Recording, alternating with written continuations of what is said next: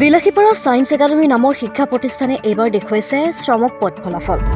বিদ্যালয়খনলৈ গৌৰৱ কঢ়িয়াই অনা কৃতি শিক্ষাৰ্থীক জনোৱা হ'ল উষ্ম সম্বৰ্ধনা। একাডেমীৰ অধ্যক্ষ পৰিধৰ গোস্বামীৰ সভাপতিত্বত অনুষ্ঠিত মনোজ্ঞ সভাত জনোৱা হয় এই বিশেষ সম্বৰ্ধনা। একাডেমীখনৰ পৰা উচ্চ মাধ্যমিক আৰু উচ্চতৰ মাধ্যমিক পৰীক্ষাত 100% পৰীক্ষাৰ্থীয়ে উত্তীৰ্ণ হয়। ভূগোল বিষয়ত বিদ্যালয়খনৰ পৰা 40জন পৰীক্ষাৰ্থী লেটাৰসহ উত্তীৰ্ণ হয়। বিদ্যালয়খনৰ এই সফলতাত স্থানীয় বিধায়ক শামছুল হুদাৰ লগতে অভিভাৱক, শিক্ষক-শিক্ষয়িত্ৰী, ছাত্ৰ-ছাত্ৰীসকল উৎফুল্লিত হৈ পৰিছে। সম্বৰ্ধনা সভাত কৃতি ছাত্ৰ-ছাত্ৰীসকলক ফুলাম গামোচা, জাপি কলমেৰে উষ্ম সম্বৰ্ধনা জনোৱা হয়। স্কুল আৰু হায়াৰ ছেকেণ্ডাৰী যিবিলাক ছাত্ৰ-ছাত্ৰীয়ে ভাল ৰিজাল্ট কৰিছে তেখেতসকলক সম্বৰ্ধনা জনালো। আৰু আজিৰ দিনত আমি খুব আনন্দিত, কাৰণ 2015 চনত এইখন বিদ্যালয় আৰম্ভ কৰা হৈছিলে আৰু আমাৰ 10 বছৰ অতিক্ৰম কৰিলে। আৰু প্ৰত্যেকবাৰে নম্বৰ অফ ফাৰ্ষ্ট ডিভিজন পোৱা ছাত্ৰ-ছাত্ৰীৰ সংখ্যা খুব বেছি। আৰু এই বছৰ প্ৰায় 150 জন ছাত্ৰ-ছাত্ৰী ইয়াৰ পৰা ফাৰ্ষ্ট ডিভিজন পাইছে। গতিকে 2015 চনত আমি যি উদ্দেশ্যলৈ আগবাঢ়িছিলো যে বিলাসীপাৰা অঞ্চলৰ যিসকল অভিভাৱক তথা ছাত্ৰ-ছাত্ৰীয়ে ছায়েন্সত পঢ়িব বিচাৰে, সেই উদ্দেশ্যত আমি ভাবো যে আমি অলপ হলেও আগবাঢ়িব পাৰিছো। আৰু অহা দিনত আমি এই বছৰে প্ৰাইম 50 এটা য'ত আমি মেডিকেল আৰু ইঞ্জিনিয়াৰিং কোচিং ইণ্টিগ্ৰেটেড হিচাপে আমি আৰম্ভ কৰিম।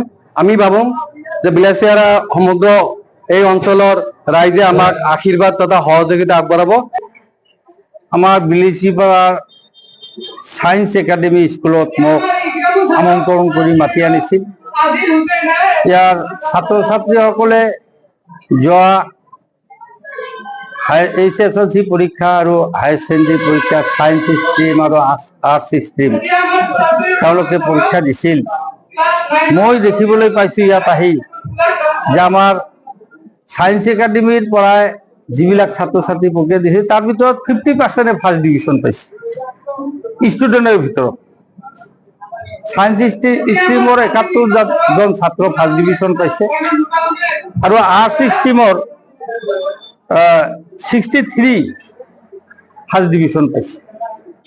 ইয়াৰ ভিতৰত বহুত ছাত্ৰ-ছাত্ৰীসকলে ভাল ৰিজাল্ট কৰিছে, লেটাৰ পাইছে। টোটালে 86% ঊৰ্ধত তেওঁলোকে এই ছাত্ৰ-ছাত্ৰীসকলৰ ভিতৰত পাৰ্চেণ্টেজ পাইছে। মই এই হায়াৰ ছেকেণ্ডাৰীত আহি খুব ভাল লাগিছে ছাত্ৰ-ছাত্ৰীসকলক পাই, আমাৰ শিক্ষক মণ্ডলী পাই, তথা আমাৰ ইয়াত সত্ৰাধিকাৰ শৰীফুদ্দিন আহমেদ, জয়নাল আবেদিন, আমাৰ এডভকেট আব্দুল আৱাল মণ্ডল, তেওঁলোকক পাই মই অলপ উৎসাহ পাইছো যে আমাৰ সমাজখনক উন্নয়ন কৰাৰ কাৰণে, সমাজখনক শিক্ষাৰ দিশত আগুৱাই লোৱাৰ কাৰণে তেওঁলোকে অহেতুক চেষ্টা কৰি আমাৰ এই সমাজৰ পৰা যে তেওঁলোকে ইমানখিনি ভাল শিক্ষা প্ৰদান কৰিছে যে আমাৰ এই স্কুলৰ পৰা 50% ষ্টুডেণ্টে ফাৰ্ষ্ট ডিভিজন পাইছে। তাৰ কাৰণে মই এইখন অনুষ্ঠানত আহি মোৰ খুব ভাল লাগিছে আৰু ছাত্ৰ-ছাত্ৰীসকলৰ লগত দেখা কৰি মোৰ খুব উৎসাহ পাইছো। মই সমাজখনক যাতে তেওঁলোকে আৰু সন্মুখত ভালভাৱে পঢ়া শুনা কৰাই আমাৰ বিলাসীপাৰা সমাজখন যাতে শিক্ষা জগতত তেওঁলোকে আগুৱাই লৈ যাব পাৰে, তাৰ কাৰণে তেওঁলোকৰ লগত আলোচনাও কৰিলো।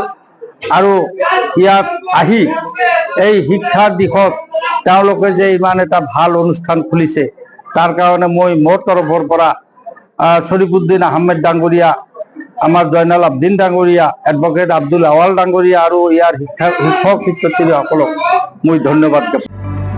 বিলাসীপাৰাৰ পৰা আব্দুল মজিদৰ ৰিপৰ্ট, মাই নিউজ এণ্ড